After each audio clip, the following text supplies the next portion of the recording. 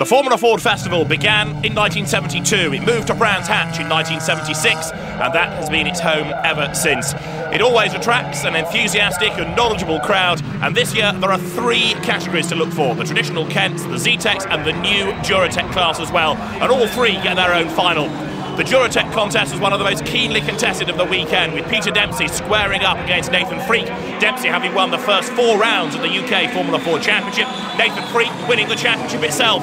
They almost came to grief at Druids, but Nathan Freak went on to win the opening heat for the Duratec cars. Just before the race started, we could see the previous race. The track was drying very quickly. Luckily, with the experience we had during the week testing, we saw the track did dry quickly, so we gambled on slicks. First few laps were a bit tricky, and then as Peter's wets went off, our slicks came on, and me and Sean managed to get a 1-2, which was really good. So it looks good for the semi-final. Heat 2 was won by Nick Tandy, the man in form after wins in the championship in the last 2 meetings at Castle Combe and prior to that at Thruxton. There was a great battle though for third. Although Tandy was on target to win from Jay Bridger, Richard Tannehill fended off Mark Murray as Tandy took the checkered flag. And with the Duratecs running with the Zetec cars during the heats, there was a win in the Zetec class here for Leroy Stewart after favourite Michel Flory failed to make the start. Luckily we were the second of the 2 heats, and we got the benefit of seeing which cars in the previous heat went out on slicks and which ones went out on wets to see who was quicker, and it was obviously slicks, but the fact there was, like you say, only 1 dry line made overtaking ever so difficult.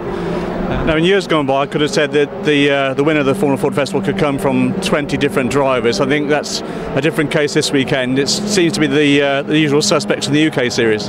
Yeah, I think there's the top 3 from the championship. I think if it rains, there's going to be a couple more into the mix. James Nash seems very quick in the wet as ever. But like you say, it's going to come down to the top few, and obviously you've got to be at the front of the grid to have a chance to be up there. The finals were run in the worst weather of the weekend. The Kent engine cars went first, and with pole sitter Neville Smith having won the second semi-final, having to put a spare engine in the car, his chances were hampered early on. Noel Dunn, who'd won the second heat of the weekend, tried to go round the outside of him at paddock. He ran out of road and found the gravel instead, but amazingly, despite losing ground and places, Dunn's chances were not over yet. Up front, it was a battle between Gavin Wills and Ivan McCulloch, but there were still a good number of quick drivers who were yet to play a part. Lee Mumford, though, having gone well in the Midlands Championship and having impressed all weekend, chucked it away at Graham Hill Bend, and that put Neil Cunningham's protégé way down the order.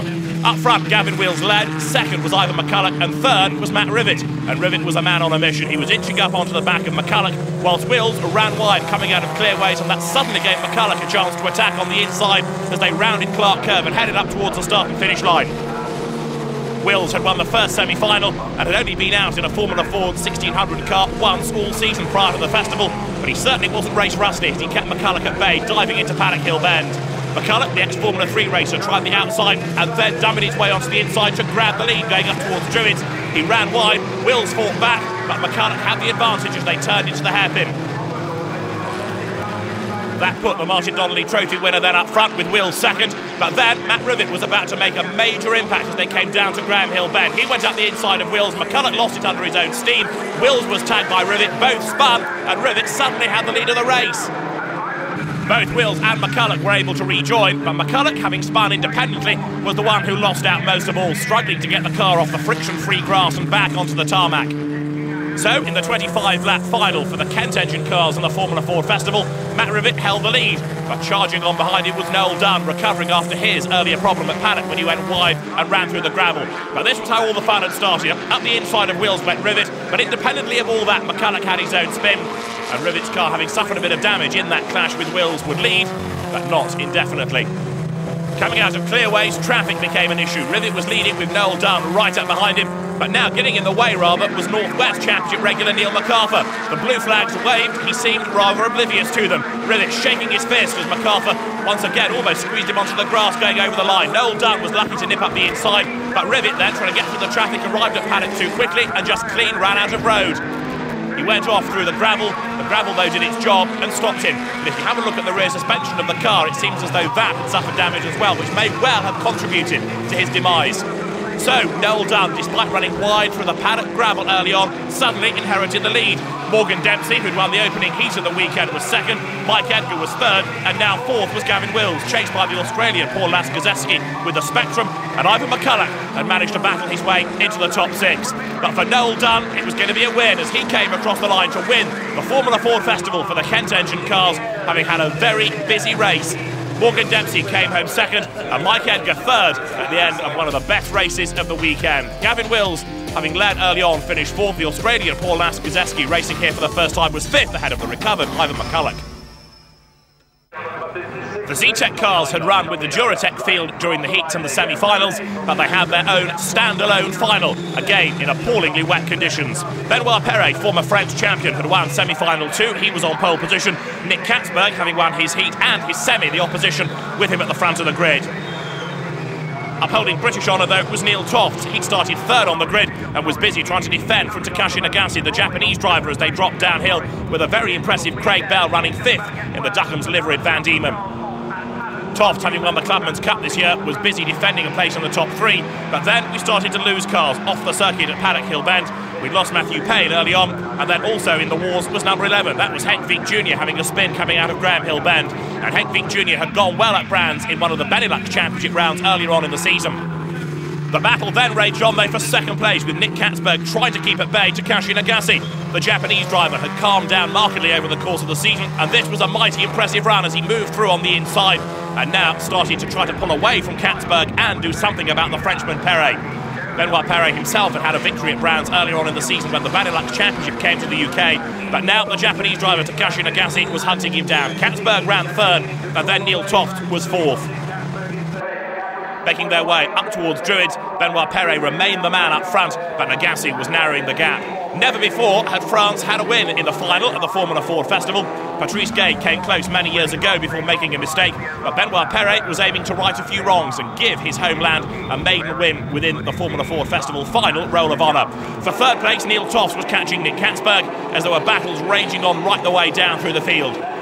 Dutchman Simon Knap was one driver trying to recover after a moment down at Paddock Hill Bend, and Leroy Stewart nipped round the outside of him, Stewart having been 18th on the grid despite winning his heat. The next casualty, though, was Wiebe Smed, retiring the Aquila FZ1 as the battle for third place came across the line, but ahead of them the gap between the leaders was coming down. Still Perret led from Nagase, but then Nick Katzberg, good for the podium, was having to work really hard now to keep the best Brit, Neil Toft, at bay, and Toft made his move going up towards Druids on the inside. Toft, in the car that had won last year's festival in the hands of Duncan Tappy, moved through, and that put him up into the top three. The next battle that took up attention was the recovering progress of Simon Knap, now trying to get himself onto the tail of Shirley van der Lof. She'd started 23rd on the grid, last of all, but would be in the top 10 by the end of the race. But Simon Kinsey was another driver in the wars as he had a moment coming out of Paddock Hill Bend, and although he was able to recover, it dropped him way down the order, ultimately to finish in 16th place. Up front, though, it remained Benoit Perret ahead, but now Takashi Nagase was planning his move. They came out of Clark Curve absolutely nose to tail, and Perret was doing his level best to keep the Japanese driver at bay. The checkered flag, though, was at the ready, and Perret scored a first win for France in the final at the Formula Ford Festival, with Nagase coming home second and Neil Toft third. Nick Katzberg was fourth, and although he was some way back, a great drive by Craig Bell gave him fifth ahead of Ronnie Jensen to round out the top six. But Benoit Perret had underlined his class, and the lessons learned from racing here in July had certainly paid dividends. His winning margin, though, was just 0.284 of a second at the end of one of the best Zetec races around the Indy circuit for quite some time. Perret, Nagase and Toft, France, Japan and Britain, the leading drivers. Still the battles, though, raged on, just about everybody having somebody to play with, the field pouring across the line, everybody that survived doing a great job in far from ideal conditions. So Benoit Perret, the winner, ahead of Takashi Nagase with Neil Toft third, Nick Katzberg fourth ahead of Craig Bell and Ronnie Jensen. But for Benoit Perret, he was a delighted race winner. Very, very difficult with this condition.